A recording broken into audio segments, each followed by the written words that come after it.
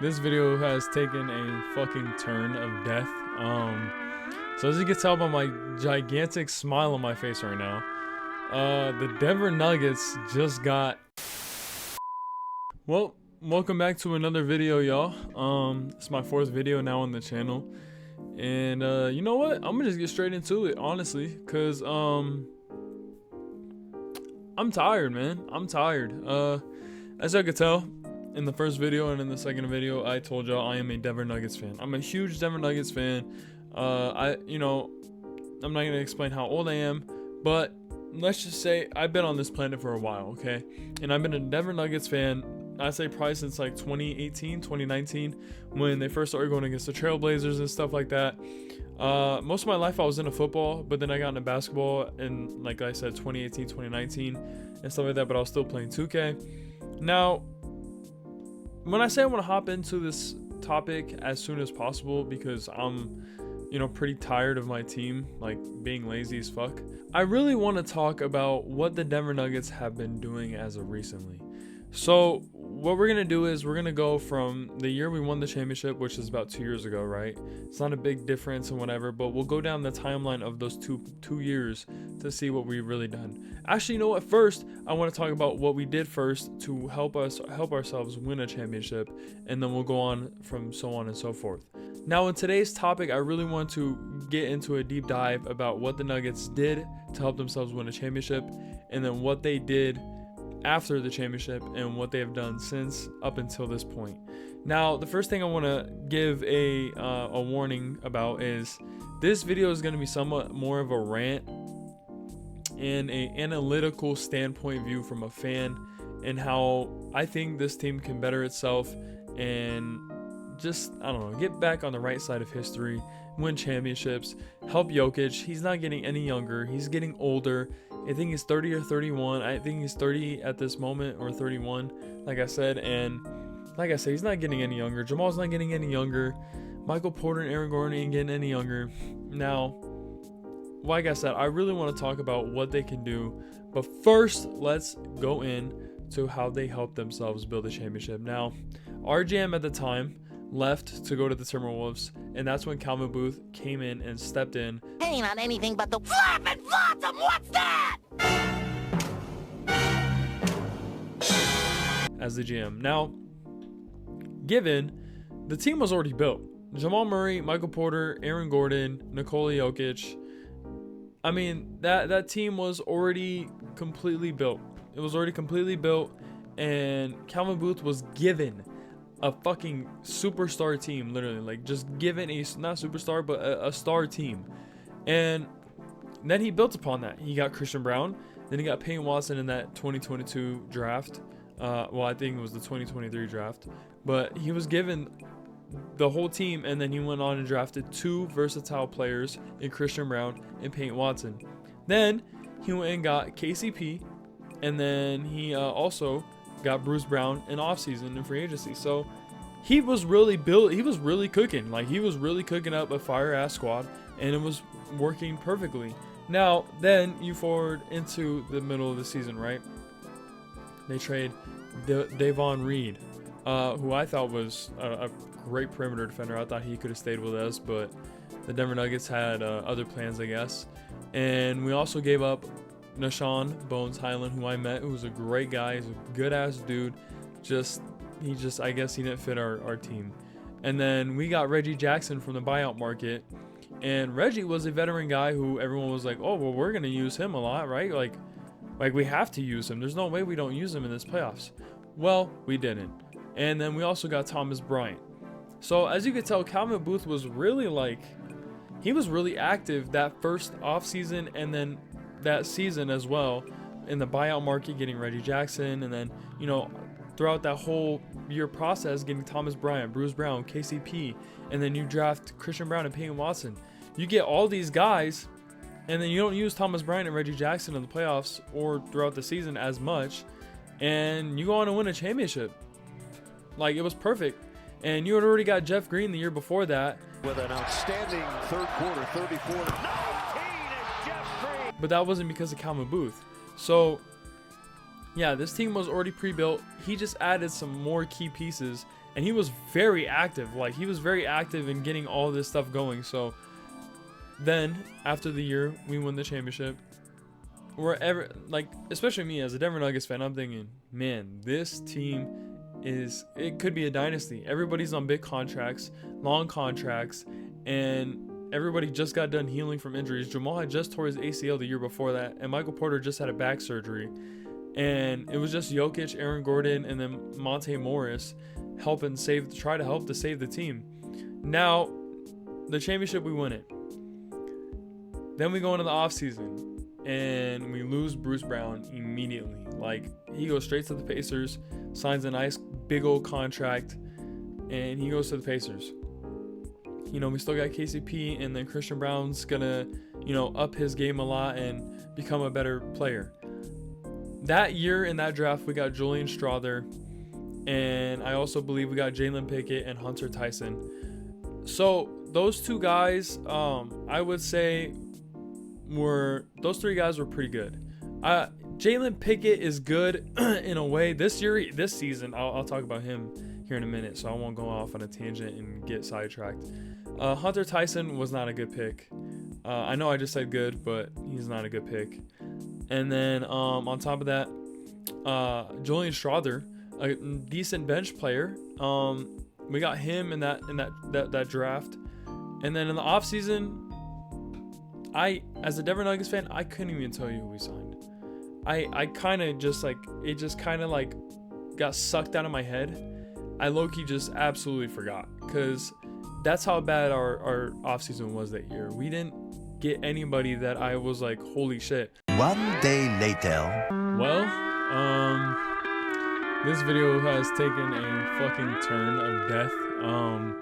So as you can tell by my gigantic smile on my face right now, the Denver Nuggets just got Cam Johnson in a trade for Michael Porter Jr. and a 2032 first-round pick. The Nuggets are sending Michael Porter Jr. and a 2032 first-round pick to the Nets for Cameron Johnson. So that trade obviously was a good trade for the Nuggets. As a fan, it kind of sucked obviously to see Michael Porter go. It really does, because I've kind of grown accustomed to seeing Michael Porter on the court. He had a really big comeback story with Jamal Murray coming back from back surgery and then winning a championship with the team. And then just this past season, it went really bad for him. He got hurt. His shoulder was hurt. He just started shooting really bad. He was just kind of playing, honestly, to see if he can get some value and some volume into the team. It just wasn't working. He had been bad in the finals that year we went against the Miami Heat. He shot a career low 3-point percentage. I believe he just wasn't that great. And then he started going in the paint more, which is not really how we wanted to use him, but it worked. Then the year last year, it was kind of the same thing. He just wasn't shooting great. And then this season, it was the same thing, but he got hurt this time. So yeah, getting Cam Johnson, he gives us a little bit more defense. We get rid of a lot of money as well. And the 2032 first round pick kind of sucks, but at the same time, we can always just trade somebody to go get that back possibly. So that's not a big deal. Then I almost passed out because I started jumping up and down. Yes, grown ass man jumping up and down, because we got my boy Brucey B back, who I was just talking about in this video, of course, saying that he had left us. Getting Bruce Brown back, I don't know what it did to my soul, but I felt like everything was so much clearer coming back. Like, yes, I'm glazing. Yes, I'm dick riding. I don't give a fuck. Shut up. You wouldn't understand, bro. You're a fan of the Pistons, dog. Oh, actually, no, Pistons are good. You're a fan of the Jazz, bro. Relax. I don't know. Every time I just, I think about the 2023 championship, Bruce Brown's name is like at the top of the list. So getting him back gave me kind of like some nostalgia, you know what I mean? So maybe that's like why I'm so kind of like happy. Maybe, Bruce Brown's play did kind of go down a little bit with the Pacers and then the Raptors and then the Pelicans. I know the Pelicans were fans. I saw some of the Pelicans fans, they were kind of upset that Bruce Brown couldn't come back. But let me give you a little scoop. Bruce Brown's contract is a minimum veteran deal. Now, I don't know if you guys know this, but a minimum veteran deal is like under $3 million, or maybe a little bit more than $3 million. It's definitely under $5 million though. So the fact that we got Bruce Brown back and we only had to pay that much, and it's a 1-year deal just to kind of like prove himself that he's still valuable, just to get him back is such a cool feeling, because he was one of the guys that I definitely wanted to come back. And you know, he went off and got his bag real quick. He just wanted to run it up, get like I think it was a 2-year or 3-year $45 million deal. Go run it up real quick. I'll put some videos up here as well just to show. Bruce Brown was literally throwing subliminals this whole time. I don't know if I'll be able to find the clips. If I do, I'll just put them in right here.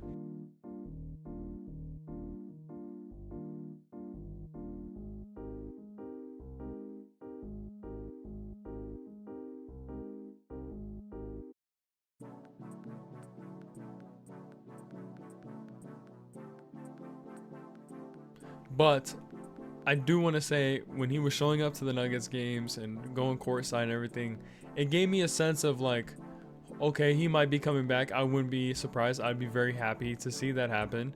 And then I'm just, you know, it's one of those things, like, don't get my hopes up. You know what I mean? Like, don't get my hopes up. Don't make me think you're just coming to Denver, you know, showing your face, you know, around town and be like, hey guys, what's up? And then go sign with somebody else. You know what I mean? He didn't do that. He's literally stuck to what he was doing, showing up to Denver Nuggets games, saying hi to the, you know, our players, and, you know, basically like he was back on the team already.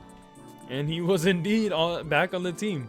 So I know Jokic is probably busy racing his horses, and I know Aaron Gordon's probably just getting some work in or enjoying his vacation. I know Jamal's probably back home chilling. You know, CB has been training and showing up at little events and stuff. So I know when they all got the news, they're kind of excited because they're like, oh shit, you know, my boy's back, chemistry's back up. And then getting Cameron Johnson on top of that was such a, like, Cameron Johnson was like the cake, you know what I mean? Pause. Whoa. Cameron Johnson was like the foundation of like a good dessert. Okay, bro. Wow. Pause. What the fuck? Cameron Johnson was like the perfect like player to just put in. Okay, bro. What the fuck is going on? I know Cameron Johnson was like the perfect player for us, but Bruce Brown was honestly like that little cherry on top, because it was in like a 10-minute span that all this news broke out, and I just kept every time I get like an ESPN notification, I start tweaking out, because I'm like, oh fuck, like who do we sign next? The funny thing is I know I was ranting a lot about Denver not doing shit. I understand, right? I think a lot of fans or people in general can resonate with the fact of like a team not getting young players. You know what I mean? Like the Celtics have been trying to do that, you know, getting these young guys on small contracts, and hopefully they can, you know, become something bigger. You know what I mean? So like, I think that's what Denver was kind of starting to shy away from, because it's like, you know, you want veteran guys that have already been on the championship. You want to keep that championship team. And that's exactly what we've done. We got Bruce Brown. Now we got Cam Johnson, who's a little bit younger, and not much younger, obviously, but he will still come in and play a little bit of defense. Bruce Brown brings defense, and he can also play some good offense. He was averaging 8, 4, and 2 this past season, of course. But with us, he was averaging, you know, pretty well numbers. And that year we won the championship with him. He was averaging 11, 4, and 3, and a steal as well. So he was bringing like some, you know, some good shit to our team, which is exactly what we needed. And then now we got Cam Johnson, who can also play a little bit of defense, but is also a 3-point guy, and he's a little bit more athletic.